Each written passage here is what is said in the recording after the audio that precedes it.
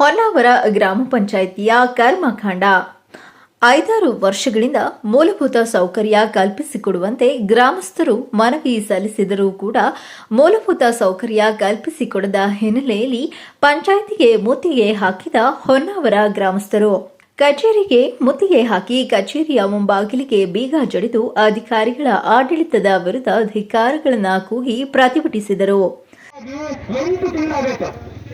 8 ತಿಂಗಳು supply bill 40,000 ಚಿಲ್ಲರೆ supply bill ಆಗುತ್ತೆ. ಸಪ್ಲೈ ಬಿಲ್ ಬೇರೆ ವಸೂಲು ಮಾಡ್ತಾರೆ, ಕೇಳಿದ್ರೆ ದುಡ್ಡು ಕೊಡ್ತಾ ಇಲ್ಲ. ಯಾವ ನೀವು ಕೇಳ್ತಾ ಇದ್ರು ಕಂಪ್ಲೇಂಟ್ ಕೊಡು ಅಂತ ಹೇಳಿದ್ದಾರೆ. ಪಾಪ ಬಡವರು 8 ತಿಂಗಳಿಂದ ಕಟ್ಕೊಂಡಿಲ್ಲ, ಸಾಲ ಮಾಡ್ಬಿಟ್ಟು ಪಟ್ಟ ಕಟ್ಟವ್ರೆ. ಈಗೆಲ್ಲ ಬೆಲೆ ಕಟ್ಬೇಕಾದ್ರೆ ಅದು ಹೇಳ್ಕೊಟ್ಟೆ ಕಂಪ್ಲೇಂಟ್ ಕೊಡೋಗಿ ಪೊಲೀಸ್ ಸ್ಟೇಷನ್ಗೆ ಹೇಳ್ತಾರೆ.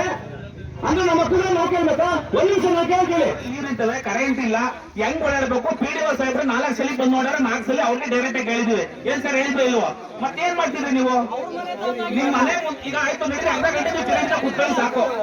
ನೀವು ಅರ್ಧ ಗಂಟೆ ಕರೆಂಟ್ ಮುಂದೆ ಕುತ್ಕೊಳ್ಳಿ, ನಾವು ಬಿಸಿಲೇ ಕಾಯ್ತಾ ಇದ್ದೇವೆ. ನೀವು ಅರ್ಧ ಗಂಟೆ ಫೋನ್ ಮಾಡಿ ಮಾಹಿತಿ ಕೊಡ್ರಪ್ಪ. ನಿಮ್ಗೆ ಹೇಳಿದ್ರು ಇಲ್ವೋ? ಏನಾದ್ರು ವ್ಯವಸ್ಥೆ ಮಾಡಕ್ಕೆ ನಿಮ್ಗಿನ್ನ ಹೆಚ್ಚು ಬೇಕಾಯ್ತು ಮಾಡಕ್ಕೆ.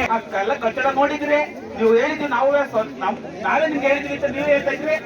ನಮಗೆ ನೀವು ಮಾಡ್ಕೊಡ್ತೀವಿ ಅಂತ ಹೇಳಿದ್ರಿ, ಮಾಡಿಲ್ಲ. ಅದಕ್ಕೆ ನಾವ್ ಏನ್ ಮಾಡ್ಬೇಕು ಇವಾಗ?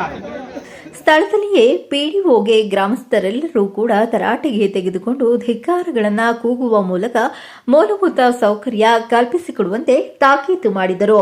ಘಟನಾ ವಿಚಾರ ತಿಳಿದು ತಾಲೂಕು ಇಒ ಹೊನ್ನಾವರ ಗ್ರಾಮಕ್ಕೆ ಭೇಟಿ ನೀಡಿ ಸಾರ್ವಜನಿಕರ ಸಮಸ್ಯೆ ಆಲಿಸಿ ಮೂಲಭೂತ ಸೌಕರ್ಯ ಕಲ್ಪಿಸಿಕೊಡುವುದಾಗಿ ಭರವಸೆ ನೀಡಿರುವುದು ಕಂಡುಬಂದಿದೆ. ಆದಾಗ್ಯೂ ಸಮೇತ ನಿಮ್ದು ಮೆಟೀರಿಯಲ್ ಬಿಲ್ ಅನ್ನ ಪೇಮೆಂಟ್ ಮಾಡ್ಕೊಂಡೇ ಬಂದಿದ್ದೀವಿ ನಾವು. ಏನಂದ್ರೆ 40% ಕ್ರಾಸ್ ಆಗೋವರೆಗೂ ನಿಮ್ ಪೇಮೆಂಟ್ ಆಗ್ತಾನೆ ಇದೆ. ಸೊ ಈಗ ಹಾಗಾಗಿ ಒಂದೇ ಸಲ ನೀವು ಹೇಳಿರುವಂತಹ ಇಷ್ಟು 12 ವರ್ಕ್ಗಳನ್ನು ಹೇಳಿದ್ದಾರೆ ನಮ್ಮ ಅಧ್ಯಕ್ಷರು. ನಿಮ್ಮ ಕಡೆಯಿಂದ ಮನವಿ ತಗೊಂಡು 12 ವರ್ಕ್ಗಳಿಗೂ ಈಗ ಇನ್ನೊಂದೇನಂದ್ರೆ ಈ 60-40 ರೇಷನ್ನ ಮೊದಲನೇದಾಗಿ ಇದುವರೆಗೆ ಗ್ರಾಮ ಪಂಚಾಯತಿಗಳಲ್ಲಿ ಪ್ರತಿಯೊಂದು ಗ್ರಾಮ ಪಂಚಾಯತಿಯಲ್ಲಿ ಬರೀ ಕಮ್ಯುನಿಟಿ ವರ್ಕ್ಗಳೇ ಪಾವತಿ ಆಗ್ತಾ ಇಂಡಿವಿಜುವಲ್ ಕಾಮಗಾರಿಗಳ ಪಾವತಿ ಆಗದೇ ಇರೋದ್ರಿಂದ ಸುಮಾರು ಒಂದೊಂದು ಪಂಚಾಯತಿಯಲ್ಲಿ 1 ಕೋಟಿ 60 ಲಕ್ಷ 70 ಲಕ್ಷ 1 ಕೋಟಿಯಷ್ಟು ಮೆಟೀರಿಯಲ್ ಬಿಲ್ಗಳು ಪೆಂಡಿಂಗ್ ಇದೆ. ಅದಕ್ಕೆ ಈ ಸಲದ ಮುಖ್ಯ ಉದ್ದೇಶ ಎಲ್ಲ ಕಡೆನೂ ಮೊದಲನೇದಾಗಿ ಏನು 18, 19, 20, 21, 22, 23 ಈ ತರ ಪೆಂಡಿಂಗ್ ಉಳಿದಿರ್ತಕ್ಕಂಥ ಕಾಮಗಾರಿಗಳನ್ನ ಆದ್ಯತೆ ಮೇಲೆ ಅದನ್ನು ಪೇಮೆಂಟ್ ಮಾಡಬೇಕು ಅನ್ನೋ ಉದ್ದೇಶಕ್ಕೆ ಈ ಸಲ ಮೆಟೀರಿಯಲ್ ಕಾಮಗಾರಿಗಳನ್ನ ನಿಧಾನಕ್ಕೆ ತಗೊಳ್ತಕ್ಕಂಥ ವ್ಯವಸ್ಥೆ ಆಗ್ತಾ ಇದೆ. ಸೊ ಹಾಗಾಗಿ ಇವಾಗ ಏನು NMR ಪೋರ್ಷನ್ಸ್ ಕಾಮಗಾರಿಗಳಿದೆ ಅವುಗಳನ್ನ ಪೋರ್ಷನ್ ಕವರ್ ಮಾಡಿದ್ರೆ ನಮಗೆ ಇವಾಗ ಹೊಸ ಕಾಮಗಾರಿಗಳನ್ನ ಪೇಮೆಂಟ್ ಮಾಡೋದಕ್ಕೆ ಅನುಕೂಲ ಆಗುತ್ತೆ 60-40ನ.